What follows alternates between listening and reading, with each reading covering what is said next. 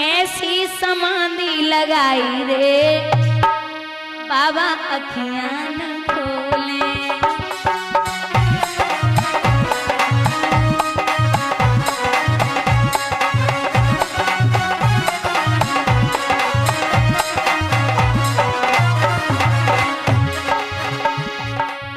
राम जगाए उन्हें लक्ष्मण जी जगाए,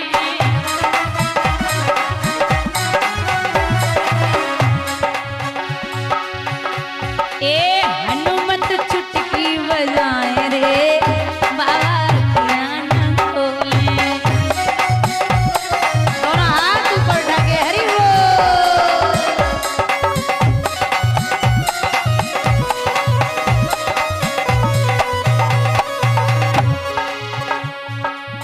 ऐसी समाधि लगाई बोला अखियां न खोले।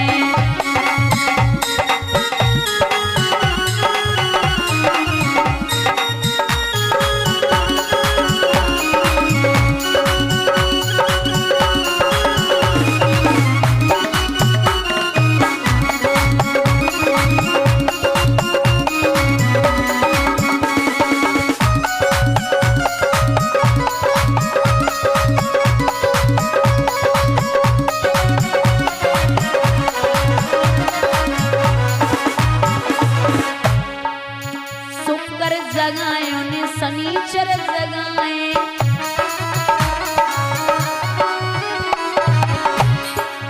भूत पिशाच जगाए रे बाबा अखियां न खोले।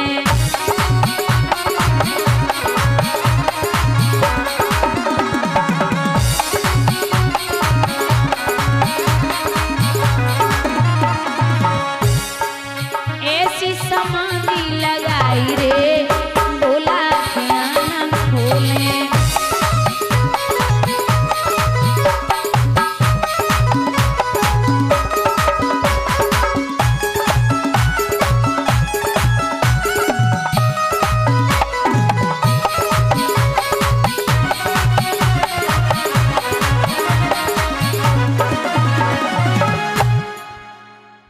अब महाराज कामदेव को बुलाया गया। कामदेव ने जाकर के बाबा की समाधि को खुलवाया, तो जैसे ही समाधि तो ऐसी खुली, कामदेव ने ऐसा परेशान किया बाबा को। तीसरा नेत्र खुला है, तीसरे नेत्र में जब बाबा कामदेव को भस्म करते हैं तो रति रोने लगी। तो वरदान दिया है कि रोवे मती, तू चिंता ना कर, तेरा पति हर मनुष्य के शरीर में, हर मनुष्य के शरीर में रक्त बहाव के रूप में उस किसी को दिखाई नहीं देगा, लेकिन हर मनुष्य के शरीर में काम प्रवेश हो जाएगा। अरे रति बोली महाराज मिलेगा कहाँ, कब मिलेगा? तो कहा द्वापर में श्री कृष्ण के पुत्र प्रद्युम्न बन के आएंगे। बोलिए गोविंद भगवान की। यहां समाधि खोली है, सभी देवतागण प्रसन्न हैं। बोले विवाह के लिए राजी तो कर लो। विवाह के लिए राजी किया गया, लेकिन विवाह के लिए राजी तो हो गए। आज के टाइम पे विवाह होते हैं तो दूल्हे की तैयारियां की जाती हैं और शादी की तैयारियां बहुत होती हैं, है ना। जैसे अगर एक गाना बजाना लड़की के यहाँ है तो गाना बजाना लड़के के भी यहाँ होता है, लेकिन संसार के पहले ऐसे हैं जिनके यहाँ कोई गाना बजाना इंतजाम नहीं है। हाँ, कोई मतलब नहीं, देवता अपने अपने में लगे।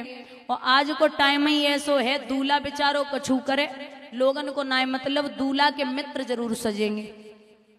हम पहले अपनी गाड़ी तैयार करें, कपड़ा पहले बनवावे, दुनिया बाहर में जाए।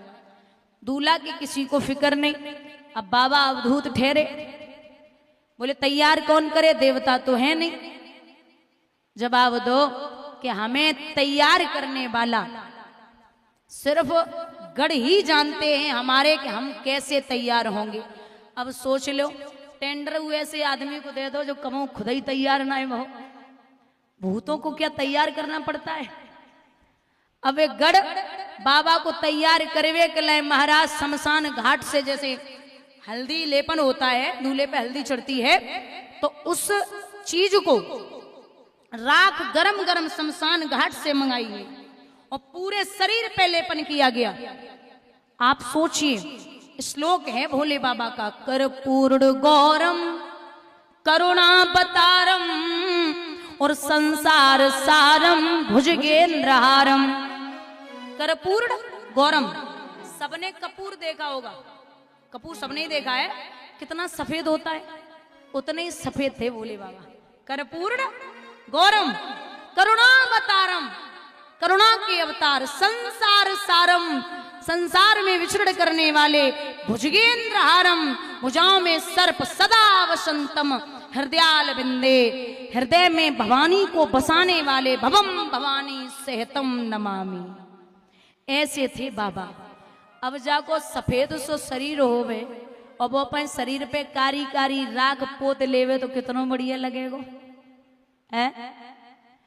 बोले बाबा मोहर का इंतजाम कैसे हो? मोहर का सेहरा पहनते ना दूल्हा, तो गढ़ बोले बाबा, ये भगवान बोले मोहर का होवे भैया, मोहर कुछ नहीं बाबा, ऐसे ही बस लड़ियां लटकाई जाती हैं और एक मुकुट टाइप होता है, उसको बांध लो और बस एक ही बार बांधने हैं, फिर बाकी बाद भाई विसर्जन कर दो। बाबा बोले देखो हमारे सर पे जो एक बार बैठेगा वो जीवन में उतरवे बारो नाए है, तो बोले फिर क्या करें? 100-200 सांप बारात में जाने के लिए नृत्य कर रहे हैं। एक गढ़ पहुंचा, बोले देखो नाच रहे हो, क्या बात है? बोले हाँ बारात की तैयारी कर रहे हो, नाचना पड़ेगा ना। तो बोले जितने 10 mm के हो पतले पतले सब 20-50 बाहर आ जाओ। बाहर आ गए। बोले हिलना डुलना नहीं है, फन जो है वो ऊपर की है, लड़ियां जो पूछ थी वो चारों तरफ लटका दी। बोले बन गया मोर। अब बोले कानों में कुंडल भी बढ़िया होने चाहिए, तो 2 mm के पतले पतले छोटे से सर्प कानों में डाल दिए। बाजू बंद सर्पों का बना दिया, कंकन एक काले सर्प का है, पूरे शरीर पे सर्प बिच्छू दिखाई दे रहे बाबा के। अब बोले कि बाबा शेरवानी की तो व्यवस्था है ना, तो का बांधेंगे? बोले बागांबर है, मृगछाला, क्या करें बागांबर ही लपेट ले। सो बोले हाँ लपेटो। अब महाराज जैसे ही बागांबर लपेटो, बाबा खड़े हुए वो तो नीचे गिरी गो।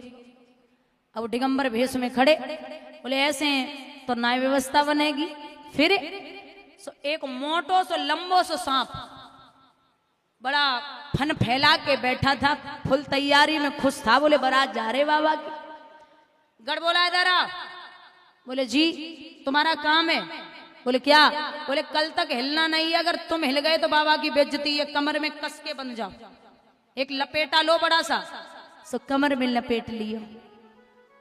अब ऐसो स्वरूप बाबा को महाराज गरुड़ भगवान, गरुड़ पे बैठ के हमारे भगवान विष्णु, ऐरावत पे इंद्र है, यमराज सब इकट्ठे अपनी अपनी पत्नियों को लेके। सोच अच्छा माताओं की एक आदत होती है, काऊ को दूल्हा देखे में बड़ो आनंद आवे। हाँ काऊ को विवाह होवे तो सबसे पहले माताओं को दूल्हा जरूर देखना है, दूल्हा कैसो है। सो माताएं सबसे पहले दूल्हा को ही देख रही, और जो बाबा को देखो कानों पे और आंखों पे हाथ रख के बोली ये दूल्हा है। अरे ये दूल्हा भाई, इसका विवाह नहीं हो सकता। अरे बोले क्या हो गया? बोले ये ऐसे एक काम करो, बारात अब नहीं जाएगी।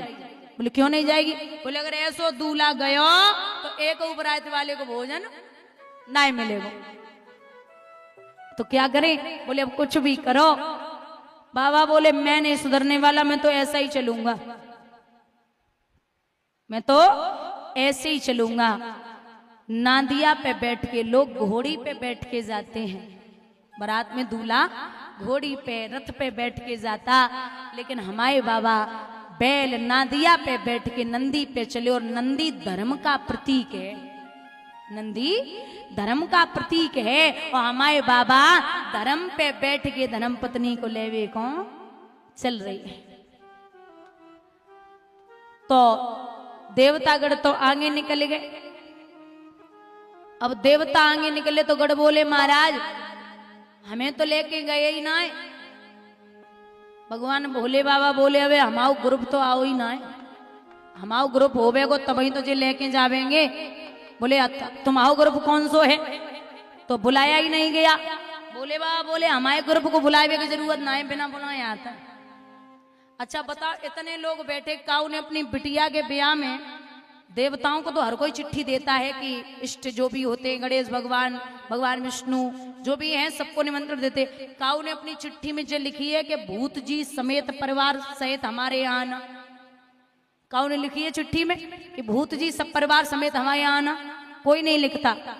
महाराज आवाज लगाई है बाबा ने, तो दोनों हाथ ऊपर उठा के सभी लोग बोलेंगे हर हर